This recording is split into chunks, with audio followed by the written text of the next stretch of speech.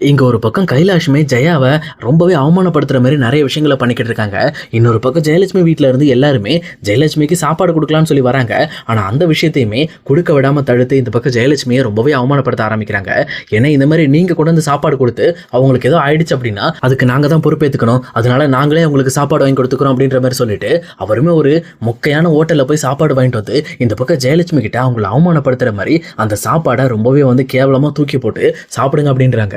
ஆனா ஜெயாவுமே இந்த பக்கம் அதை சாப்பிடவே மாட்டேன் அப்படின்ற மாதிரி ரொம்பவே சைலண்டா அந்த சாப்பாடை சாப்பிடாம அதை கவனிச்சுக்கிட்டே இருக்காங்க. இன்னொரு பக்கம் இந்த பக்கம் வந்து கைலாஷ்மே இங்க பாருங்க, எப்படினாலும் நீங்க சாப்பிட்டு தான் ஆகணும், வேற வழி கிடையாது. நீங்க எதிர்பார்க்கற மாதிரி 5 ஸ்டார் 4 ஸ்டார் ஹோட்டல்லாம் வாங்கிட்டு வந்து தர முடியாது, எங்களால முடிஞ்சது தள்ளுவண்டி கடையில் தான் வாங்கிட்டு வந்து தருவோம், இதை விருப்பப்பட்டு சாப்பிடனா சாப்பிடுங்க அப்படின்ற மாதிரி இந்த பக்கம் ரொம்பவே டார்ச்சர் பண்ண ஆரம்பிக்கிறாங்க.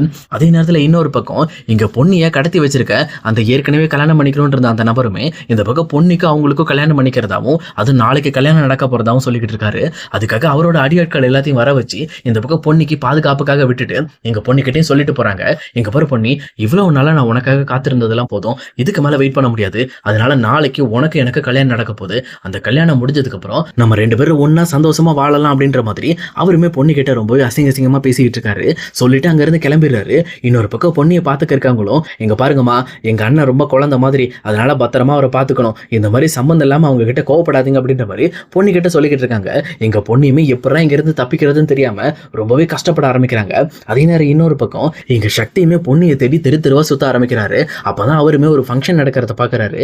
அதை பார்த்த உடனே இந்த பக்கம் பொண்ணு கூட அவருமே இருந்த பழைய ஞாபகங்கள்லாம் வர ஆரம்பிக்குது. அது மட்டும் இல்லாம பொண்ணியும் சக்தியும் சேர்ந்து சாமி கும்பிட்ட ஒரு கோயிலும் ஞாபகம் வருது. அதை பார்த்துட்டு அந்த கோயிலுக்கு போயிட்டு பொண்ணியை நினைச்சு ஃபீல் பண்ண ஆரம்பிக்கிறாரு. அதே நேரத்துல பொண்ணியுமே இந்த பக்கம் அந்த கோயில்ல என்ன வேணாலும் நடக்கும் அப்படின்னு சொன்ன விஷயத்தை ஞாபகம் வச்சுக்கிட்டு எப்படியாவது என் பொண்ணு என்ன தேடி வரணும், எப்படியாவது நான் அவளை கண்டுபிடிக்கணும் அப்படின்ற மாதிரி இந்த பக்கம் சக்தியுமே அந்த சாமி கிட்ட வேண்டிக்கிட்டு இருக்காரு. அதே நேரம் முத்தையாவுமே கைலாஷ் கிட்ட போயிட்டு, தம்பி, என் பொண்ணு எங்கேயாவது இருக்கிற இடம் தெரிஞ்சுதா, இல்ல அவ எங்கதான் போயிருக்காங்கிற விஷயத்தையாவது கண்டுபிடிச்சிங்களா அப்படின்ற மாதிரி கேட்கறாங்க. ஆனா இந்த பக்கம் வந்து கைலாஷ்மே, இங்க பாருங்க ஐயா, நீங்க கவலைப்படாதீங்க, உங்க பொண்ணை தேடி ஆல்ரெடி எங்க ஆட்கள் எல்லாம் சுத்திக்கிட்டு இருக்காங்க, அதுக்காகவே நான் நிறைய பேரை நியமிச்சிருக்கேன், அது மட்டும் இல்லாம உங்க பொண்ணை கண்டுபிடிச்சு கண்டிப்பா கூட்டிட்டு வந்துருவாங்க, நீங்க பொறுமையா இருங்க. எனக்கு அதை விட ரொம்ப முக்கியமா இந்த ஜெயலட்சுமி குடும்பத்து மேல எனக்கு இன்னுமே டவுட்டா இருக்கு. ஏன்னா இவ்வளவு தூரம் வந்து நம்ம விளம்பரம் கொடுத்து டிவியில ஆடு கொடுத்து அவங்களை தேடியுமே அவங்க கிடைக்கல அப்படின்னா ஒருவேளை இவங்க ஏதாவது அந்த பொண்ணை பண்ணிருக்க வாய்ப்பு இருக்கு, அதாங்க ரொம்ப டவுட்டா இருக்கு, நாங்களும் அதுக்காக தான் பொண்ணியை விடாம தேடிக்கிட்டு இருக்கோம் அப்படின்ற மாதிரி சொல்றாங்க. அதே நேரத்துல இந்த பக்கம் முத்தையாவும், இங்க பாருங்க தம்பி, சந்திரசேகர் குடும்பத்துல இருக்கவங்க எல்லாம் கோவக்காரங்க தான், ஆனா என் பொண்ணை இந்த மாதிரி ஒரு பெரிய விஷயம் பண்ற அளவுக்குலாம் அவங்களுக்கு எல்லாம் மனசு வராது, அவங்க ரொம்பவே நல்லவங்க தான், ஏதோ சூழ்நிலையினால இப்படி மாறிட்டாங்க, ஆனா அதனால என் பொண்ணுக்கு எதுவும் ஆயிருக்காது, என் பொண்ணை மட்டும் எப்படியாவது கண்டுபிடிச்சு கொடுங்க அப்படின்ற மாதிரி இன்னுமே சந்திரசேகர் ஜெயா மேல கொஞ்சம் நம்பிக்கையா தான் முத்தையா பேசிக்கிட்டு இருக்காங்க. ஆனா இன்னொரு பக்கம் கைலாஷ்மே இது எப்படியாவது பயன்படுத்திக்கிட்டு இங்க பொண்ணு இருக்கிற இடத்த நம்ம தெரிஞ்சுக்கணுங்கிறதுக்காக, ஐயா உங்ககிட்ட ஒரு முக்கியமான விஷயத்தை பத்தி நானும் பேசணும்னு இருந்தேன், இந்த மாதிரி உங்களுக்கு தெரிஞ்ச பொண்ணியை நீங்களும் போயிட்டு வர இடம் ஏதாவது இருக்கா, ஏன்னா நீங்க போயிட்டு வர இடம் எதுன்னு சொன்னீங்கன்னா அந்த ஊரா இருந்தாலும் சரி இல்ல கிராமமா இருந்தாலும் சரி, அந்த மாதிரி ஏதாவது நீங்களும் பொண்ணையும் போயிட்டு வந்த இடத்த பத்தி பேசினீங்கன்னா நாங்களும் அந்த இடத்துக்கு ஆள் அனுப்பி தேட சொல்லுவோம், அதுக்கு தாங்க ஐயா கேட்கிறேன் அப்படின்ற மாதிரி இங்க கைலாஷுமே வந்து முத்தையா வாயில இருந்து எல்லா விஷயத்தையும் கறக்க பாக்குறாங்க. அப்ப முத்தையாவுமே பொண்ணி இவங்களும் சேர்ந்து அடிக்கடி போடுற ஒரு கிராமத்தை பத்தி பேசுறாங்க. அப்ப இதை கேட்டவொன்னே இந்த பக்கம் வந்து கைலாஷ்க்கு தெரிஞ்சிருது, ஓஹோ அப்பனா பொண்ணி அந்த ஊருக்கு போயிருக்க வாய்ப்பு இருக்கு அப்படின்னு சொல்லிட்டு, சரிங்க ஐயா நான் அந்த ஊர்லயும் ஆள் போட்டு தேட சொல்றேன் அப்படின்ற மாதிரி சொல்லிட்டு அந்த ஊருக்கு டைரக்டா தன்னோட அடியாட்களுக்கு கால் பண்ணி இந்த பக்கம் கைலாஷ்மே, அங்க போங்க, நான் உங்களுக்கு பொண்ணியோட போட்டோவை வாட்ஸ்அப் பண்றேன், அந்த போட்டோவை வச்சு அந்த பொண்ணியை கண்டுபிடிங்க, அந்த பொண்ணி எப்படியாவது நீங்க கண்டுபிடிச்சு கூட்டிட்டு வரணும், அதுக்கப்புறம் அவளை நான் என்ன பண்ணணுமோ அதை நான் பண்ணிக்கிறேன் அப்படின்ற மாதிரி இங்க ரொம்பவே கோபத்தோட கைலாஷ்மே பொண்ணியை கண்டுபிடிக்கிறதுக்கு களத்துல இறங்குறாரு. அதே நேரம் இன்னொரு பக்கம் இங்க சக்தியுமே வேற வழியே இல்லாம நம்ம எதுக்கும் முத்தையாட்ட போய் பேசி பார்ப்போம், இந்த மாதிரி அவங்களுக்கு தெரிஞ்ச இடம் தான் இருக்கா அப்படின்னு சொல்லிட்டு கேட்கலாம் அப்படின்னு சொல்லிட்டு அவருமே டைரக்டா ஸ்டேஷனுக்கு வராங்க. வந்தது மட்டும் இல்லாம எங்க ஜெயாவை போய் பார்த்துட்டு, அம்மா எல்லாம் ஓகேவாமா, நல்லா இருக்கீங்களா அப்படின்ற மாதிரி விசாரிக்கிறாங்க. அப்போ ஜெயாவுமே, நான் எப்படிப்பா நல்லா இருக்கேன், நீ மட்டும் ஏதோ பிரச்சனை பண்ணாம இருந்திருந்தா உனக்கு எவ்வளவு அடி விழுந்திருக்காதுப்பா, நீ அடி வாங்கினதை நினைச்சுதான் எனக்கு ரொம்பவே வருத்தமா இருக்கு அப்படின்ற மாதிரி எங்க ஜெயா அழ ஆரம்பிக்கிறாங்க. ஆனா ஜெயாவோட கண்ணை தொடச்சு விட்டுட்டு, எங்க பாருங்கம்மா நீங்க அழாதீங்க, எப்படினாலும் சரி கண்டிப்பா நான் பொண்ணியை கண்டுபிடிச்சு கூட்டிட்டு வந்து உங்களை வெளியில கொண்டு வந்துருவேன் அப்படின்ற மாதிரி ரொம்பவே நம்பிக்கையோட பேசிக்கிட்டு இருக்காங்க. இது கேட்ட ஜெயாவுமே, நீ வேறப்பா, அவ இன்னுமே என்ன பழி வாங்கணுங்கிறதுக்காகவே என்ன பார்க்க வரமாட்டா, அவ இவ்வளவு விஷயம் தெரிஞ்சுமே பார்க்க வராம இருக்கான்னா கண்டிப்பா அவ மனசுல எவ்வளவு வஞ்சம் இருக்கும், எவ்வளவு என் மேல கோவப்பட்டிருப்பா அப்படின்ற மாதிரி இன்னுமே பொண்ணியை தப்பா தான் பேச பாக்குறாங்க. ஆனா இன்னொரு பக்கம் சக்தியுமே, எங்க பாருங்கம்மா நீங்க அப்படி பொண்ணியை நினைக்காதீங்க, அவ ஏதாவது ஆபத்தான சுச்சுவேஷன்ல மாட்டியிருந்தா ஏன்னா அவளுக்குன்னு நிறைய ஆபத்துகள் அவளை தேடி வந்துகிட்டே இருக்கும், அவ எப்பவுமே ரொம்ப நல்ல மனசுக்காரி, ஏதாவது ஒரு பிரச்சனைனாலும் போய் தலையை விட்டு மாட்டிக்குவா, அதனாலதான் அவளை எப்படியாவது நம்ம கண்டுபிடிக்கணும்னு சொல்றேன், பொண்ணு எந்த ஒரு காரணத்து கொண்டும் உங்களையும் தப்பா நினைக்க மாட்டா, நீங்க கவலைப்படாதீங்க, கண்டிப்பா நான் பொண்ணையை கண்டுபிடிச்சு கூட்டிட்டு வரேன்னு சொல்லிட்டு இங்க சக்தியும் வெளியில வராரு.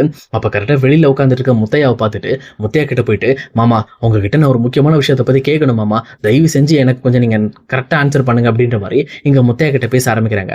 ஆனா முத்தையாவுமே சக்தியை பார்த்தோன்னே, இங்க பாரு தம்பி, நீ எதா இருந்தாலும் அங்க ஸ்டேஷன் இன்ஸ்பெக்டர்கிட்ட பேசிக்க, என்கிட்ட வந்து தேவையில்லாம தொந்தரவு பண்ணாத, எதுக்கு நீ வந்து என் பொண்ணை பத்தி பேசி என்னை கஷ்டப்படுத்த பாக்குற, என் பொண்ணை ஒன்ன நம்பி தானப்பா அனுப்பிச்சு விட்டேன், ஆனா நீ என்னன்னா இந்த மாதிரி உங்க அம்மா அப்பா பேச்சை கேட்டுட்டு இப்படி கஷ்டப்படுத்திட்டேப்பா, அவ ரொம்பவே உன் மேல விருப்பமா இருந்தா, உன்னை பத்தி எப்ப பார்த்தாலும் பேசிக்கிட்டு இருப்பா, ஆனா நீ அவன் மேல கொஞ்சம் கூட அன்பு இல்லாம இருந்துட்டியப்பா அப்படின்ற மாதிரி இனிமே முத்தையா பயங்கரமா ஃபீல் பண்ணி அழுதுகிட்டு சக்தி கிட்ட சொல்லிக்கிட்டு இருக்காங்க.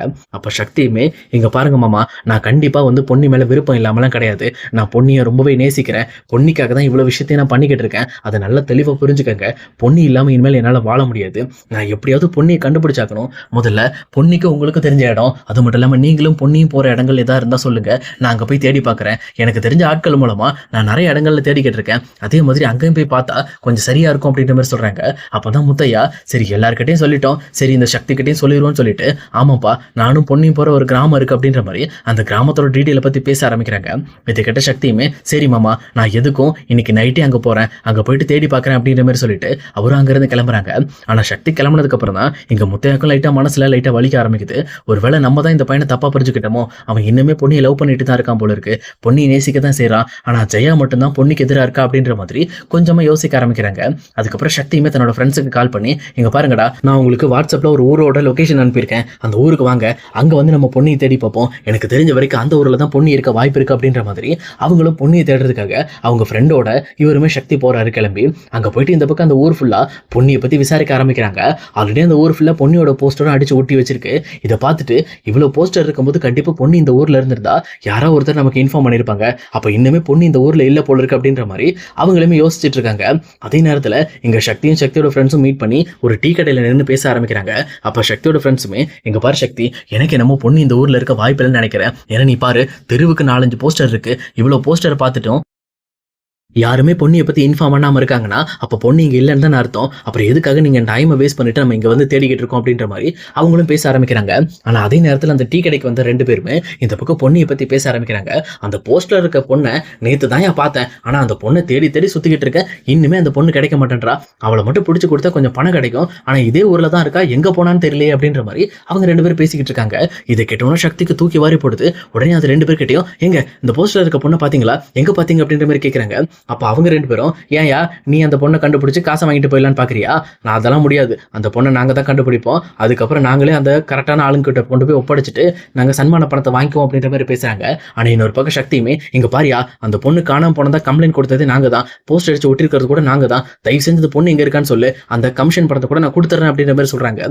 அப்பதான் சக்தி கிட்ட அந்த 2 பேரும் உண்மையை சொல்ல ஆரம்பிக்கிறாங்க. நேத்து அந்த பொண்ணை நாங்க பார்த்தோம்ப்பா, அந்த பொண்ணு முக்காடு போட்டுட்டு நடந்து வந்துட்டு இருந்துச்சு, போஸ்டரை பார்த்த உடனே டக்குன்னு குனிஞ்சு குனிஞ்சு ஓடிட்டு இருந்துச்சு, நாங்களும் அந்த பொண்ணை ஃபாலோ பண்ணிட்டு தான் வந்தோம், ஆனா அதுக்கப்புறம் என்னன்னு தெரியல, ஒரு கார்ல வந்து ஒரு ஆள் வந்து அந்த பொண்ணை ஏத்திட்டு போயிட்டான், நாங்களும் அந்த பொண்ணை தேடி தேடி இந்த ஊர் ஃபுல்லா அலையிறோம், ஆனா இந்த ஊரை விட்டு அந்த பொண்ணு வெளியில போல, அது நல்லா எங்களுக்கு தெரியும், இந்த ஊருக்குள்ள தான் எங்கேயோ இருக்கு, அந்த பொண்ணை தான் கண்டுபிடிக்க ட்ரை பண்றோம், ஆனா இன்னும் எங்களால கண்டுபிடிக்க முடியல அப்படின்ற மாதிரி இங்க சக்தி கிட்ட சொல்றாங்க.